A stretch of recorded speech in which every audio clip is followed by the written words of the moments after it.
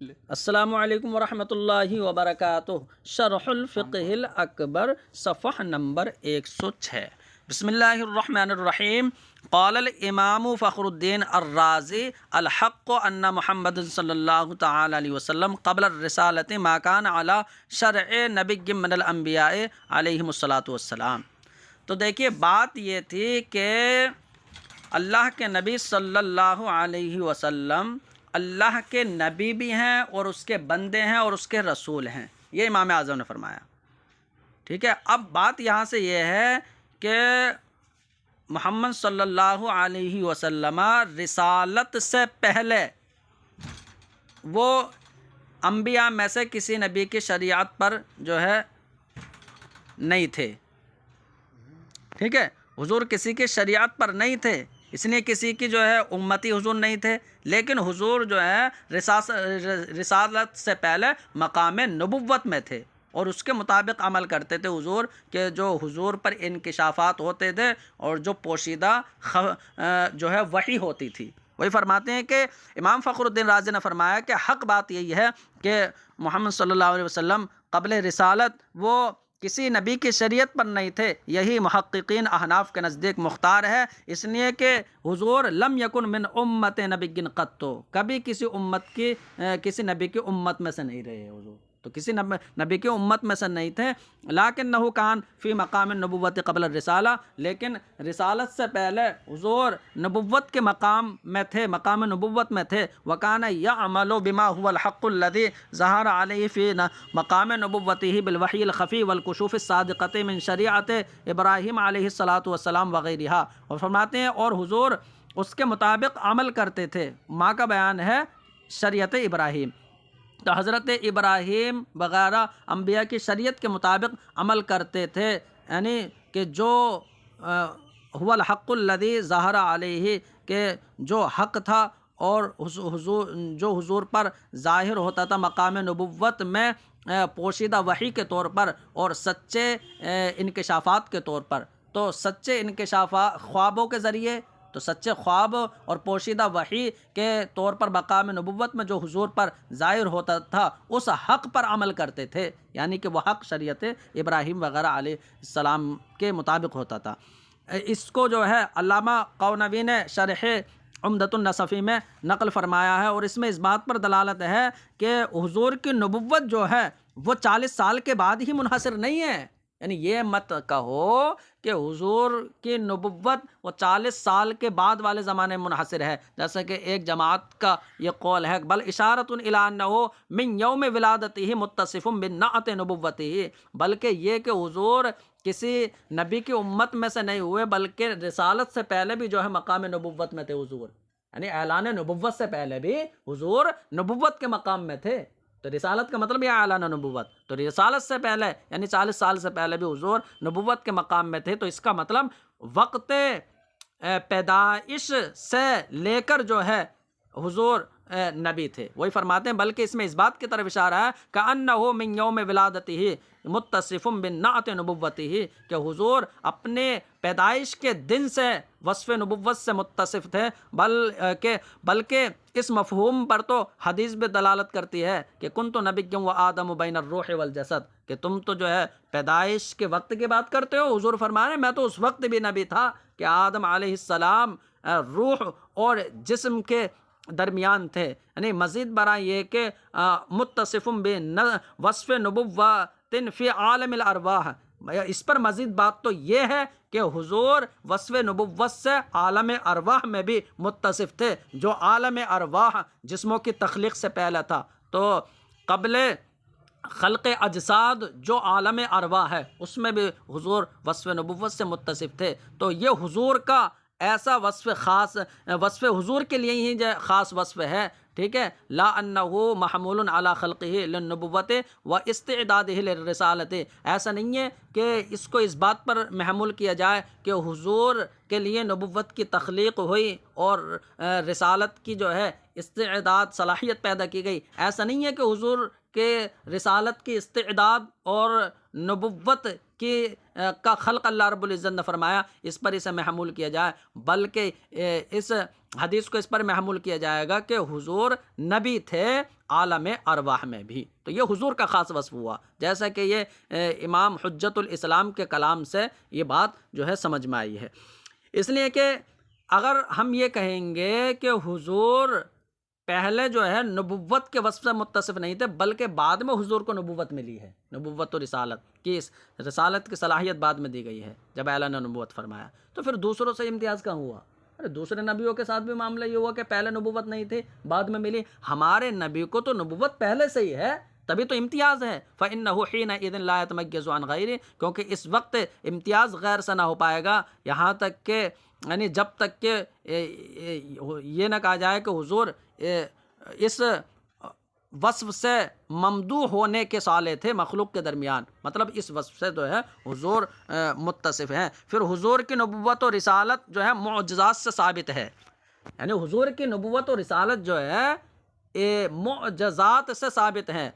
بلکہ حضور کی نبوت و رسالت خود جو ہے حضور کی ذات میں جو ہے ایک معجزہ ہے۔ تو نبوت و رسالت ہی جو ہے وہ ذات حد و صفات میں یہ معجزہ ہے، یعنی حضور کی صفات اور ذات میں ہی معجزہ ہے۔ جیسا کہ صاحب بردہ نے ایک بات کہی کہ کفا کا بالعلم فی الامی معجزۃ فی الجاہلیت والتعذیب فی الیتمی۔ انہوں نے یہ یعنی اس شعر میں فرمایا کہ حضور نے انہوں نے فرمایا کہ یتیمی کے حالت میں، تو فرماتے ہیں کفا کا بالعلم فی الامی معجزۃ فی الجاہلیت والتعذیب فی الیتمی، کہ ایام جاہلیت میں حضور کے امی ہونے کا علم ہی جو ہے معجزے کے طور پر کافی ہے، کہ حضور کا امی ہونا یہ بھی معجزہ ہے نا، اور حالت یتیمی میں ادب والا ہونے کا معجزہ یہ تم کو کافی ہے۔ فرماتے ہیں وما احسن قول حسان، اور کتنی اچھی بات حضرت حسان رضی اللہ عنہ نے فرمائے، یہ کہی کہ لو لم یکن فیہ آیات مبینۃ کانت بدیہتہ تأتیک بالخبر، کہ اگر اس دین میں جو ہے روشن نشانیاں نہ بھی ہوتیں، اگر روشن نشانیاں نہ بھی ہوتیں، پھر بھی جو ہے حضور جس خبر کو لے کر آئے ہیں وہ بالکل بدیہی ہے۔ تو حضور جس دین کو لے کر آئے ہیں وہ بالکل بدیہی ہے۔ اور بیان ہو، اور اس کی تفصیل یہ ہے کہ ما من احد ادعى النبوۃ من الکذابین، کہ حضور جس دین کو لے کر آئے وہ بالکل بدیہی کیسے ہے؟ تو بدیہی ایسے ہے، دیکھیے حضور سے کبھی جہل اور کذب صادر نہیں ہوا نا، تو اس کا مطلب یہ ہے کہ جو جھوٹا ہوتا ہے نا مدعی نبوت، تو پھر اس کے چہرے پر ہی جو ہے ظاہر ہو جاتا ہے یہ جھوٹا ہے، تو بدیہی نہیں ہوتا ہے۔ پھر فرماتے اس کی تفصیل یہ ہے کہ ما من احد ادعى النبوۃ من الکذابین الا وقد ظہر عنہ من الجہل والکذب لمن لہ ادنی تمیز، کہ جو بھی جھوٹا مدعی نبوت ہوتا ہے تو اس سے جہالت و کذب جو ہے ظاہر ہو جاتی ہے اس شخص کے لیے جسے تھوڑی بھی تمیز ہو تو وہ سمجھ لیتا ہے۔ بلکہ کہا گیا ہے ما اسر احد سریرا الا اظہرہ اللہ علی صفحات وجہہ وفلتات لسانہ، کہ جو بھی کسی راز کو چھپاتا ہے نا تو اللہ رب العزت یعنی اس کو جو ہے اس کے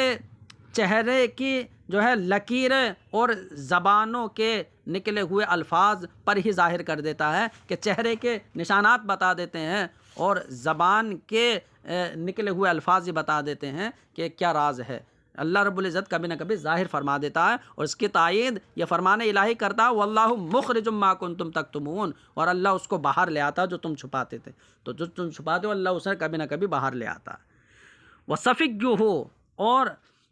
حضور صلی اللہ علیہ وسلم اللہ کے صفی ہیں، تو صفی کا مطلب ای مصطفیٰ ہو، یعنی مخلوق میں سے اللہ نے نبی کو جو ہے وہ چن لیا ہے، تو مجتبی اور مصطفیٰ حضور ہیں، تو حضور کو جو ہے وہ اللہ رب العزت نے چن لیا ہے مختلف کرامتوں کے ذریعے اور دنیاوی اخروی جو ہے حقیقی مقامات کے ذریعے، کہ حضور کو یعنی دنیاوی اخروی مقامات کی حقیقتیں یعنی اور مختلف کرامات حضور کو جو ہے عطا فرما دیے، اس اعتبار سے حضور کو چن لیا ہے۔ وفی نسخۃ فی بزیادت و منتقاہ، ایک نسخے میں جو ہے وہ منتقاہ کی زیادتی اور ہے، یعنی حضور کو چن لیا ہے اور اس کو جو ہے اختیار کر لیا ای مختارہ و مصطباہ من بین مخلوقاتی، تو مطلب یہ ہوگا یعنی حضور کو اختیار کر لیا ہے اور حضور کو چن لیا ہے اللہ نے اپنی ساری مخلوق میں سے، جیسے کہ اس کی طرف اشارہ یہ قائل کا قول کرتا ہے کہ لولاہ لم تخرج الدنیا من العدم، اگر حضور کا وجود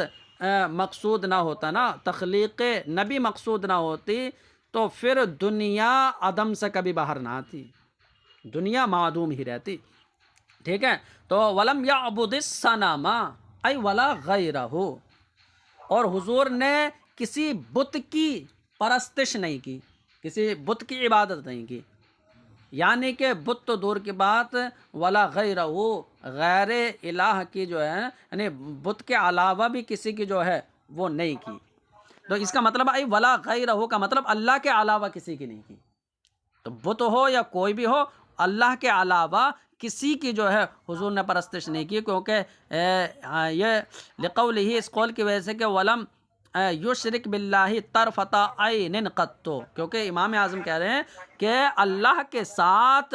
پلک جھپکنے کے برابر بھی حضور نے شرک نہیں کیا کبھی، نہ تو قبل نبوت نہ بعد نبوت، اس لیے کہ انبیاء علیہم السلام کفر سے مطلقاً معصوم ہے بالاجماع، اگرچہ بعض حضرات نے صدور صغیرہ کو جائز قرار دیا ہے بلکہ کبیرہ تک کو جائز قرار دیا ہے، یعنی کبیرہ کا صدور بھی ممکن قرار دیا ہے نبوت سے پہلے، بل بعدہا ایضاً فی مقام النزاع، بلکہ کچھ لوگوں نے کبیرہ کا صدور بعد نبوت بھی جو ہے وہ ممکن مانا ہے، تو یہ نزاع کا مقام ہے، جیسے کہ پیچھے جو ہے اختلاف گزر گیا ہے کہ بعض لوگوں نے بعد نبوت بھی کبیرہ کا امکان مانا ہے اگرچہ وقوع نہیں ہوا ہے، تو یہ فرماتے ہیں لیکن کفر سے تو بالکل معصوم ہے، بالاجماع ہے وہ۔ اور وَأَمَّا ہوا صلی اللہ علیہ وسلم فَكَمَا قال الامام العظم، تو یہ تو انبیاء کی بات تھی کہ انبیاء علیہ السلام کفر سے تو مطلقاً معصوم ہوتے ہیں، اور اگرچہ ارتکاب صغیرہ کا امکان ہے بلکہ قبل نبوت کبیرہ کا صدور بھی ہو سکتا ہے، بعض لوگوں نے بعض نبوت بھی جو ہے قرار دیا، جیسا کہ ابھی پیچھے اختلاف گزر گیا، یہ بات مطلقاً انبیاء کی تھی، لیکن نبی سے تو کبھی، ہمارے نبی تو کبھی صغیرہ اور کبیرہ گناہ ہوا ہی نہیں، تو رہے ہمارے نبی فکما کا، تو وہ امام اعظم نے جس طرح فرمایا بات یہی ہے کہ نہ تو کبھی ارتکاب صغیرہ ہوا نہ کبھی ارتکاب کبیرہ ہوا، کیونکہ اللہ کا فرمان عفا اللہ عنک لما اذنت لہم، ٹھیک ہے، کہ اللہ نے تم سے معاف فرما دیا ہے۔ فرماتے ہیں کہ دیکھیے کہ حضور سے نہ کبھی صغیرہ ہوا نہ کبیرہ ہوا، پھر ان آیتوں کا کیا مطلب ہوگا کہ اللہ نے فرمایا عفا اللہ عنک لما اذنت لہم، کہ اللہ تمہیں معاف فرمائے کہ تم نے انہیں کیوں اجازت دی، لما اذنت لہم، تم نے غزوہ تبوک میں کچھ منافقین نے یہ اجازت مانگی تھی کہ انہیں رخصت دے دی جائے، ہے نہیں، تو اب حضور نے کہا ٹھیک ہے، تو یہ آیت نازل ہوئی کہ لما اذنت لہم، تم نے کیوں انہیں اجازت دی، یہ بصورت عتاب اس آیت کا نزول ہے، لما اذنت لہم، تم نے کیوں انہیں اجازت دے دی، حتی یتبین لک الذین صدقوا وتعلم الکاذبین، یعنی جب تک کہ تم سچے ظاہر نہ ہو جاتے اور تم جھوٹوں کو نہ جان لیتے، تو اب یہ یعنی نازل ہوئی، لیکن یعنی تفسیر خازن وغیرہ میں یہ ہے کہ عفا اللہ عنک جو ہے نا، یہ جملہ عزت اور توقیر بڑھانے کے لیے بولا جاتا ہے عرب میں، اس سے جو ہے عتاب مقصود نہیں ہوتا کہ اللہ تمہیں معاف کرے، یہ تو بتاؤ، تو عفا اللہ عنک جو ہے تعظیم و توقیر بڑھانے کے لیے یہ جملہ ہوتا ہے۔ اور پھر تفسیر میں یہ بھی فرمایا ہے کہ دیکھیے اگر اللہ کی طرف سے یہ ہو جاتا کہ تم نے انہیں اجازت کیوں دی، تو اگر اس طرح جو ہے اللہ کی طرف سے ہوتا تو پھر اس کی وجہ سے حضور کا سینہ شق ہو جاتا، حضور کا سینہ مبارک جو ہے شق ہو جاتا، اس لیے اللہ رب العزت نے پہلے اطمینان اور تسلی فرما دی کہ اللہ نے معاف کر دیا تمہیں، لیکن یہ بتاؤ اجازت کیوں دے دی، لما اذنت لہم وما کان لنبی ان یکون لہ اسریٰ، تو فرماتے ہیں اور ایسے ہی اللہ کا یہ فرمان کہ ما کان لنبی، نبی کے لیے مناسب نہیں ہے کہ ان یکون لہ اسریٰ، کہ ان کے پاس قیدی رہے، تو بس قیدی یہ مناسب نہیں ہے، بس قیدی بنائے رکھیں، ما یکون لہ اسریٰ حتی یسخن فی الارض، جب تک کہ زمین میں ان کا خوب خون نہ بہا دیں، حتی یسخن فی الارض۔ تو یہ آیت کریمہ نازل ہوئی وہی جنگ بدر کے جو قیدی تھے، حضور کی بارگاہ میں 70 قیدیوں کو لایا گیا، حضور نے مشورہ صحابہ سے کیا کیا جائے، تو حضرت ابوبکر صدیق نے مشورہ دیا، حضور یہ آپ کے قبیلے کے لوگ ہیں، ہم زبان لوگ ہیں، حضور رحم کیا جائے، آپ تو یعنی رحمت للعالمین ہیں، اور ایسا کیا جائے کہ فدیہ لے کر چھوڑ دیا جائے کہ اس سے اسلام کو قوت بھی پہنچے گی اور امید ہے کہ بعد میں یہ مسلمان ہو جائیں۔ تو یہ جو ہے رحم کا پہلو اختیار کیا۔ لیکن جب حضرت عمر سے مشورہ لیا گیا تو حضرت عمر نے کہا، حضور آپ فدیے سے غنی ہیں، آپ کو کیا ضرورت ہے فدیے کی، اور ان لوگوں نے جو ہے آپ کو مکے سے نکالا ہے، مسلمانوں پر ظلم و ستم کیا ہے، حضور انہیں زندہ رہنے کا کوئی حق نہیں ہے، تمام کی گردنیں مار دی جائیں، اور ایسے نہیں ماری جائیں بلکہ جو جس کا قریب ہو اس کے سپرد کیا جائے، میرے رشتہ دار مجھے دیا جائیں، اور جو عقیل ہیں تو یہ حضرت علی کو دیے جائیں کیونکہ یہ ان کے بھائی ہیں۔ تو اب یہ حضرت عمر کا کہنا تھا، تو اب حضور نے رحم کا پہلو اختیار کر کے حضرت ابوبکر کے مشورے کو قبول فرمایا اور فدیہ لے کر چھوڑ دیا۔ تو آیت کریمہ نازل ہوئی، نبی کے لیے مناسب نہیں کہ قیدی رہیں حتیٰ یسخن فی الارض، یہاں تک کہ زمین میں خوب خون نہ بہا دے تاکہ شوکت اسلام ظاہر ہو اور کفر جو ہے بالکل پست ہو جائے۔ تو فرماتے ہیں یہ جو ان آیت کریمہ میں جو یہ ہے تو یہ کہا جا سکتا ہے کہ یہ نہ صغیرہ گناہ ہے نہ کبیرہ گناہ ہے، بلکہ حضور نے ترک اولا کیا ہے بس، اور ترک اولا بھی اس اعتبار سے ہے کہ حضور جس مقام پر فائز ہیں، اس لیے کہ جو ہے حسنات الابرار سیئات المقربین ہوتے ہیں، وہی فرماتے ہیں تو یہ ترک اولا پر محمول ہے، حضور کے بلند و بالا مقام کی طرف نسبت کرتے ہوئے۔ وَأَفْضَلُ النَّاسِ بَعْدَ رسول اللہ صلی اللہ علیہ وسلم ای بعد وجودہ ابو بکر صدیق، تو اللہ کے رسول صلی اللہ علیہ وسلم کے بعد سب سے افضل انسان کون ہے؟ حضرت ابو بکر صدیق ہیں۔ تو حضور کے بعد، تو حضور کے بعد کا مطلب ای بعد وجود ہی، یعنی حضور کے وجود کے بعد سب سے افضل اگر وجود ہے کسی کا نبیوں کے بعد تو پھر وہ حضرت ابو بکر صدیق ہیں، لأنہ خاتم النبیین حال شہود ہی، اس لیے کہ حضور صلی اللہ علیہ وسلم اپنے وجود کی حالت میں خاتم النبیین ہیں کہ جب حضور کا وجود ہوا تو حضور خاتم النبیین بن کر آئے، نبیوں کی آمد پر مہر لگا دی حضور نے، اب کوئی نبی نہیں آئے گا، ٹھیک ہے۔ تو اس کا مطلب یہ ہے کہ اب سب سے افضل انسان جو ہے وہ حضرت ابو بکر۔ اب اعتراض یہ ہو سکتا ہے حضرت عیسیٰ علیہ السلام وہ بھی تو آئیں گے بعد میں، تو کیا ان سے بھی افضل حضرت ابو بکر ہیں؟ افضل الناس کہہ دیا کہ حضور کے بعد سب سے افضل، تو فرماتے ہیں حضرت عیسیٰ علیہ السلام کا وجود تو ہو چکا ہے نا پہلے، ہاں بعد میں نزول ہوگا، وہ تو ظہور ہے، اور یہاں بات وجود کی چل رہی ہے۔ اور دوسرا جواب یہ بھی دیا جا سکتا ہے، دیکھیے امام اعظم نے یہ کہا نا، اللہ کے رسول کے بعد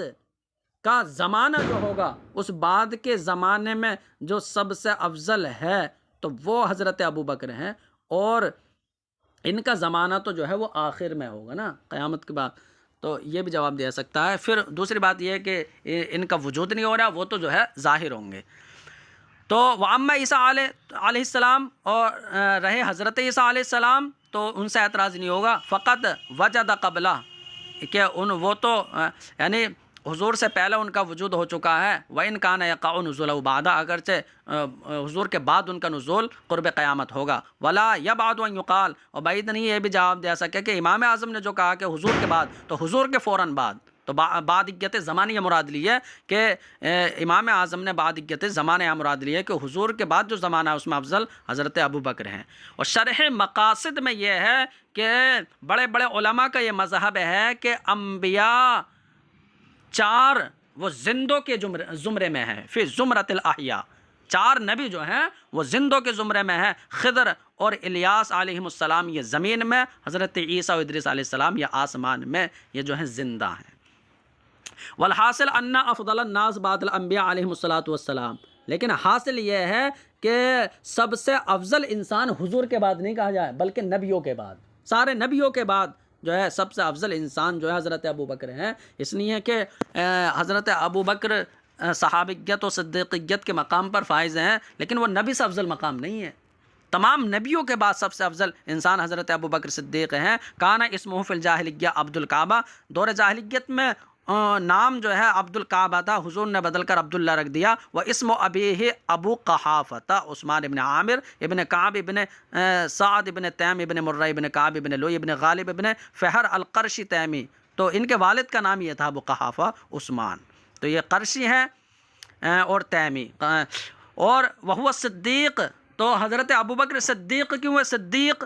لکثرت صدقہ و تحقیقہ و قوت تصدیقہ و سبق توفیقہ. تو اس وجہ سے حضرت ابوبکر صدیق ہیں، کیونکہ بہت زیادہ سچ بولتے اور یعنی خوب تحقیق کرتے تھے اور تصدیق مضبوط ہوتی تھی، اور سب سے پہلے اللہ نے جو ہے تصدیق کی توفیق دی. وہ سبق توفیقہ،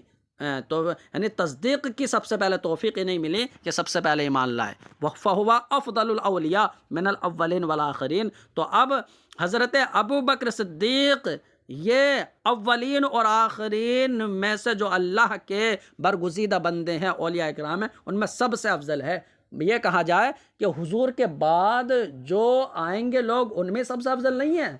بلکہ سارے نبیوں کے بعد ان کی امتوں میں جو لوگ تھے سب سے افضل اولین و آخرین میں حضرت ابو بکر صدیق ہیں. وقد حکی الاجماع علی ذالک، اور اسی پر جو ہے اجماع منقول ہے کہ سب سے افضل ہیں. ولا عبرۃ بمخالفت الروافض ہنالک، فرماتے ہیں رافضی تو نہیں مانتے، تو اجماع کیسے؟ بتا رہے ہیں یہاں رافضیوں کی مخالفت کا کوئی اعتبار نہیں ہے، اس لیے کہ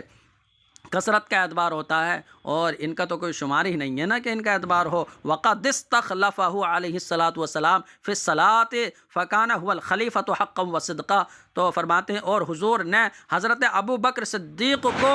نماز میں اپنا نائب بنا دیا، نماز میں خلیفہ بنا دیا. تو اب یہ یعنی حضور حضرت ابو بکر صدیق خلیفہ جو ہے وہ حق اور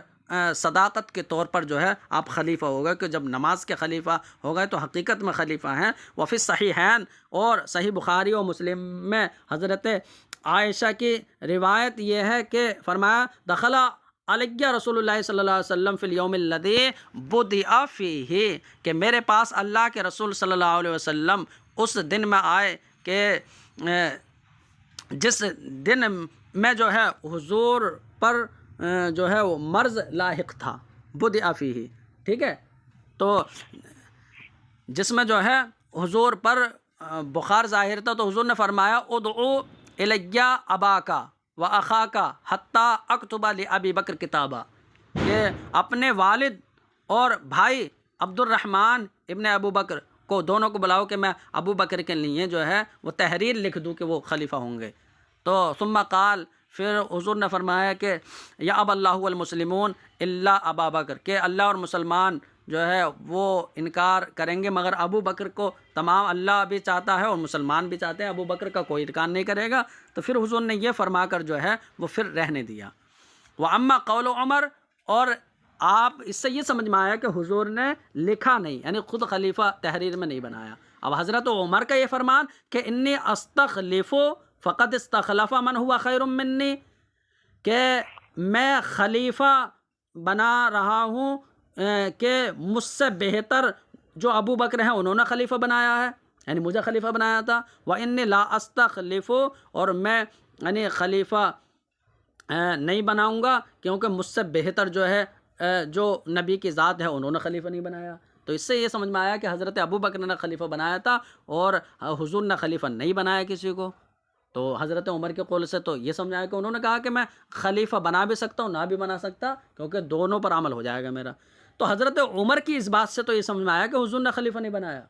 لیکن مراد یہ ہو سکتی ہے کہ حضور نے تحریر میں جو ہے خلیفہ نہیں بنایا، جو حضرت عمر کہنا چاہ رہے تھے تحریر میں، بلکہ حضور نے تو اپنے قول سے بنا دیا اور اپنے فعل سے بنا دیا کہ اپنے موجودگی میں 70 نمازیں انہوں نے حضرت ابو بکر نے پڑھائیں. فلعل مرادہ، تو شاید حضرت عمر کی مراد یہ ہے کہ لم یستخلف بعہد مکتوب، کہ تحریری جو ہے وہ عہد کے ذریعے تحریر کے ذریعے حضور نے خلیفہ نہیں بنایا تھا. بل کتب عہدن لکتبہ لابی بکر، اور اگر حضور کوئی عہد لکھتے کوئی اگر تحریر لکھتے تو ضرور ابو بکر کے لیے لکھتے، بل قد اراد کتابتہ ہو ثم ترکا، بلکہ حقیقت یہ ہے کہ حضور نے لکھنے کا ارادہ کیا تھا لیکن بعد میں ترک فرما دیا اور یہی کہہ دیا کہ اللہ اور مسلمان ابو بکر کا انکار نہیں کریں گے۔ فکان ھذا ابلغ من مجرد العہد، تو یہ جو ہے حضور ایک یہ کہ صرف تحریر لکھ دیتے اور ایک یہ کہ حضور نے جو ہے یہ فرما دیا اور جو ہے خلیفہ نماز کا خلیفہ بنا دیا، تو حضور کا تحریر لکھ دینا یہ یعنی اس سے افضل یہ ہے کہ حضور نے جو فرما دیا تھا۔ فقان ھذا، تو یہ حضور کا ارشاد جو ہے محض تحریری وعدے سے جو ہے وہ زیادہ بلغ تر ہے، اس لیے کہ یعنی لأن فإنه دلل مسلمین علی استخلاف ابی بکر بالفعل والقول، کیونکہ حضور نے مسلمانوں کی رہنمائی حضرت ابو بکر کے خلیفہ بنانے پر کر دی تھی، اپنے فعل سے بھی اور قول سے بھی کر دی، ٹھیک ہے۔ واختارہ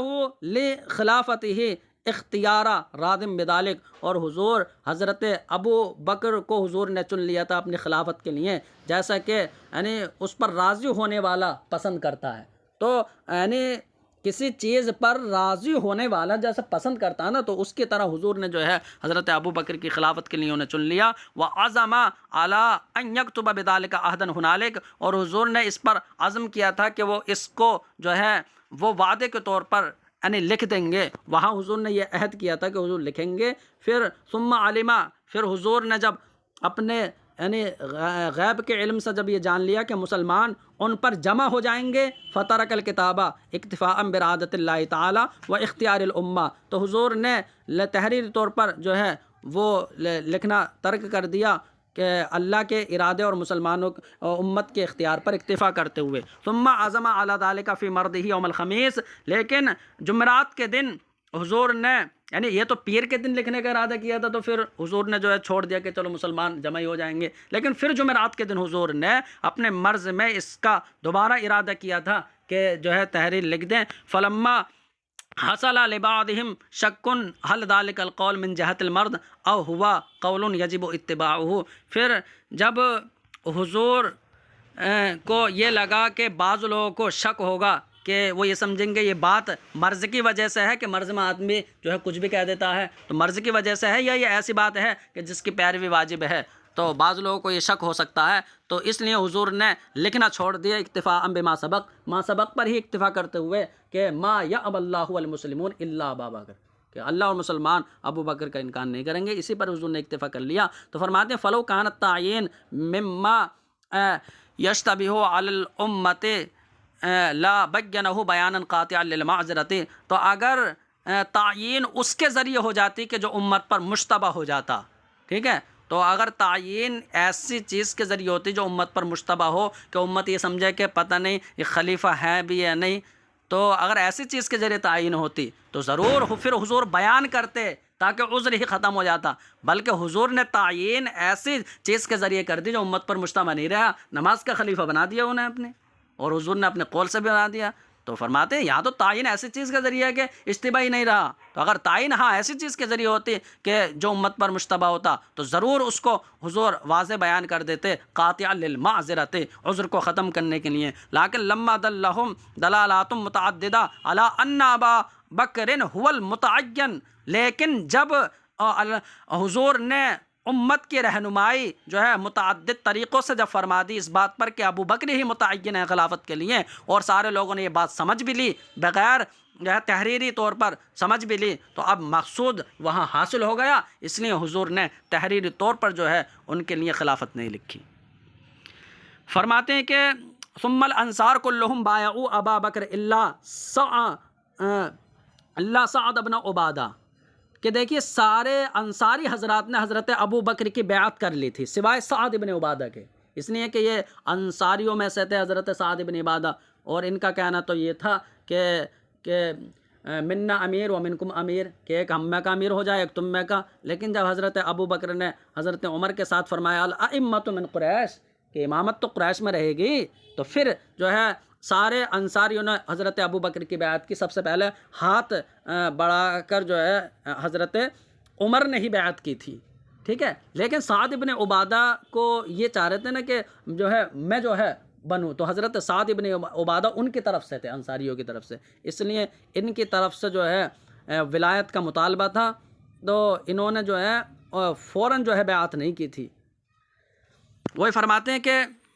سوائے سعد بن عبادہ لکونہ هو الذی، کیونکہ سعد بن عبادہ وہی شخص ہیں کہ جو اپنے لیے ولایت کا مطالبہ کر رہے تھے، اسی وجہ سے جب حضرت عمر اور ابو عبیدہ ابن جراح اور حاضرین انصاری صحابہ نے بیعت کی تو پھر ایک کہنے والے نے یہ کہہ دیا کہ تم نے تو سعد کو مار ہی ڈالا، قتل تم سعدن، تم نے سعد کو مار دیا، یعنی کہ وہ چاہتے تھے۔ فقال عمر، تو حضرت عمر نے فرمایا تھا قطع اللہ، اللہ جو ہے اس کو مارے، ولم یقل احد من الصحابۃ، یعنی حضرت عمر نے یہ فرمایا کہ ہم نے سعد کو کیا مار دیا، اللہ ہی جو ہے انہیں مارے، کیونکہ حضرت ابو بکر ہی مستحق خلافت ہیں، اور کسی صحابی نے یہ نہیں کہا کہ حضور صلی اللہ علیہ وسلم نے حضرت ابو بکر کے علاوہ حضرت علی و عباس وغیرہ میں سے کسی کے لیے صراحت کی ہے، ولو کانا، اور اگر کوئی نص ہوتی، کوئی صراحت ہوتی، لأظہرہ، تو پھر صحابہ ایسے دیکھتے رہتے، خاموش رہتے، لأظہرہ، تو ضرور کوئی نہ کوئی صحابی اس کو ظاہر کر دیتا کہ کیا کہہ رہے ہو، یہ دیکھو حضور کی صراحت موجود ہے حضرت علی کے لیے۔ وروا ابن بطہ، اور ابن بطہ نے اپنی سند کے ساتھ روایت کیا ہے کہ حضرت عمر ابن عبدالعزیز نے محمد ابن زبیر حنظلی کو حضرت حسن بصری کے پاس بھیج کر کہا کہ بھیجا تو انہوں نے کہا حل کان النبی صلی اللہ علیہ وسلم استخلف ابا بکر، تو محمد ابن حنظلی کو جب حسن بصری کے پاس بھیجا تو انہوں نے محمد ابن زبیر نے یہ کہا کہ کیا حضور نے حضرت ابو بکر کو خلیفہ بنایا تھا؟ تو اب انہوں نے کہا حضرت حسن بصری نے کہ اوفی شکن صاحبک، کیا شک میں ہے تمہارے صاحب جنہوں نے بھیجا ہے تمہیں، کہ وہ شک میں ہے؟ تو کہا ہاں، واللہ الذی لا الہ الا ہو، بخدا، یعنی اس کی قسم کہ جس کے سوا کوئی معبود نہیں، حضور نے ان کو اپنے لیے جو ہے وہ خلیفہ بنایا تھا، اپنا خلیفہ بنایا تھا۔ وَكَانَ أَتْقَى لِلَّهِ مِنْ أَنْ يَتَصَوَّبَ عَلَيْهَا، اور حضور تو اللہ، وہ حضرت ابو بکر اللہ کی بارگاہ میں اتنے پرہیزگار تھے، اتنا ڈرنے والے تھے، وہ تو اتنے متقی تھے کہ وہ کہاں اس پر اچھل کر جو ہے اس خلافت کو لیتے، وہ اللہ کی بارگاہ میں اتنے پرہیزگار تھے کہ وہی مستحق خلافت تھے۔ وَكَانَ أَتْقَى لِلَّهِ، اور وہ اللہ سے اس بات سے بہت ڈرنے والے تھے کہ أَن يَتَصَوَّبَ عَلَيْهَا، کہ وہ خلافت پر جو ہے وہ یعنی حریص ہوتے۔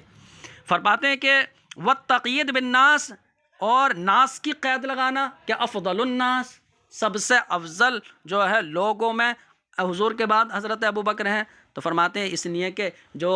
فرشتے ہیں نا، خواص فرشتے، ان سے افضل نہیں ہے حضرت ابو بکر، اس لیے ناس کی قید لگائی کہ لوگوں میں افضل ہیں۔ وہ فرماتے ہیں کہ اس لیے کہ خواص سے ملائکہ حضرت جبرائیل و میکائیل، اسرافیل و اسرائیل علیہم السلام، اور حاملین عرش، والقربین من الملائکۃ المقربین، اور قربین جس مقرب فرشتوں کی جماعت کو کہا جاتا ہے، افضل من عوام المؤمنین، تو وہ عام مومنین سے افضل ہیں، وَإِن كَانُوا دُونَ مرتبۃ الانبیاء والمرسلین، اگرچہ وہ ان کا درجہ انبیاء و مرسلین سے کم ہے، صحیح قول مستحد ان کے صحیح قول کے مطابق، اگرچہ انبیاء سے نیچے درجہ ہے لیکن ہر مسلمان سے، مومن سے وہ افضل ہیں۔ ساتھ ساتھ اس مسئلے کی یہاں پر یعنی دین کے امر میں کوئی یہاں ضرورت نہیں تھی یقینی طور پر، کیونکہ یہ مسئلہ خلافت سے متعلق ہے، اور عقائد میں بحث جو ہے وہ توحید الہی اور اس کی صفات اور حضور رسالت وغیرہ سے کی جاتی ہے۔